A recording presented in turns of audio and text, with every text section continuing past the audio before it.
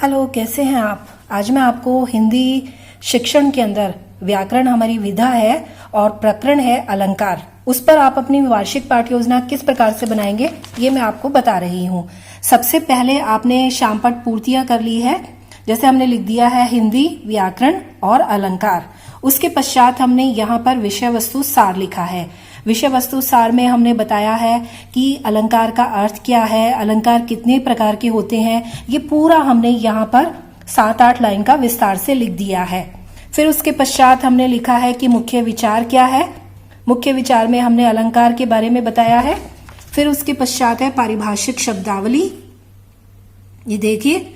उसके पश्चात मुख्य तथ्य हमने लिखे हैं, ये देखिए। मुख्य तथ्य जब भी आप लिखे हमेशा पॉइंट्स में ये इस तरीके से लिखे। फिर उसके पश्चात ये हमारे शिक्षण बिंदु है, ठीक है। 4 हमारे शिक्षण बिंदु है। यहाँ पर हमने 2 कॉलम बनाए हैं, एक शिक्षण उद्देश्य का और दूसरा अपेक्षित व्यवहारगत परिवर्तन का।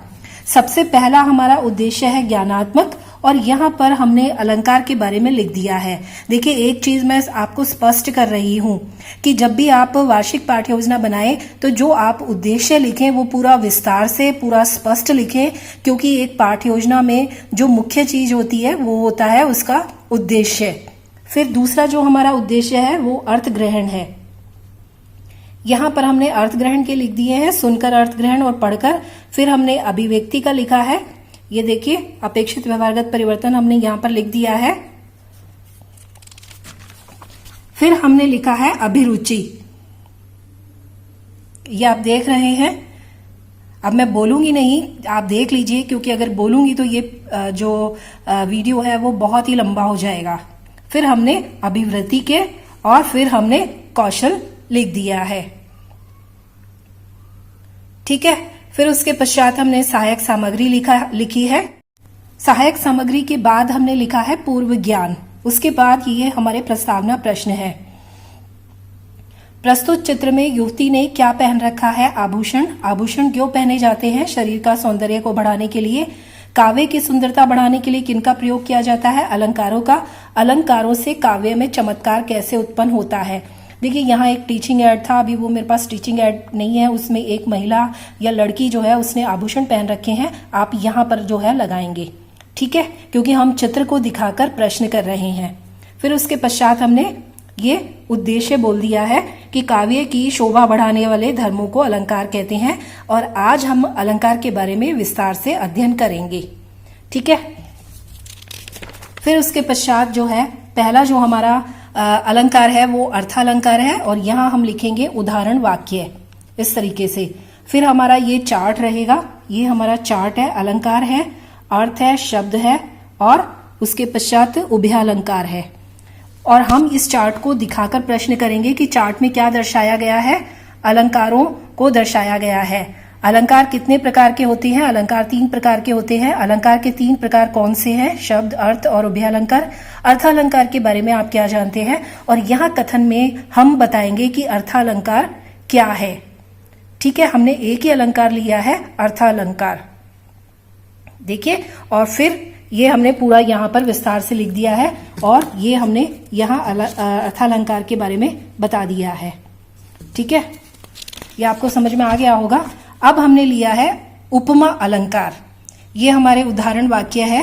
हाय फूल सी कोमल बच्ची हुई राख की ढेरी थी, ये हमारा। और दूसरा है सीता का मुख चंद्रमा के समान सुंदर है।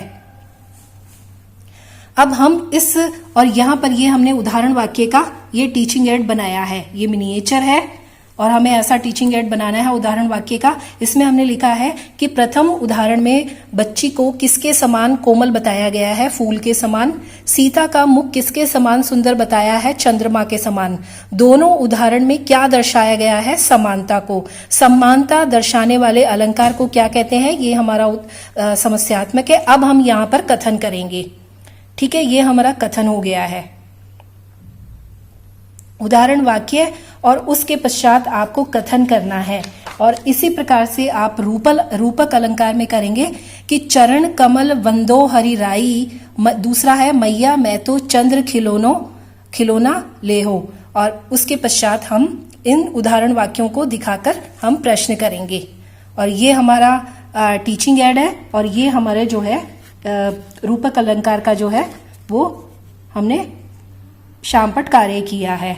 फिर उसके पश्चात ये हमारा कथन हो गया। देखिए कथन के पश्चात आपको प्रश्न नहीं करने हैं, प्रश्न आपने ऑलरेडी यहां पर पूछ लिए हैं। तीसरा जो है अतिशयोक्ति अलंकार है, वही उदाहरण वाक्य है कि देखकर रूप सलोना चांद भी शर्मा गया। दूसरा है देख लो साकेत नगरी है यहीं स्वर्ग से मिलने गगन में जा रही। फिर हमने इसके बाद हमने प्रश्न किए हैं, ठीक है। प्रश्न के पश्चात यहाँ वही सहायक सामग्री अभी लगी नहीं हुई है, लेकिन आपको लगानी है, शामपट कार्य करना है और फिर आप अतिशयोक्ति अलंकार के बारे में यहाँ पर विस्तार से बताएंगे। और फिर लास्ट में हमने यहाँ पर मूल्यांकन जो है प्रश्न किए हैं।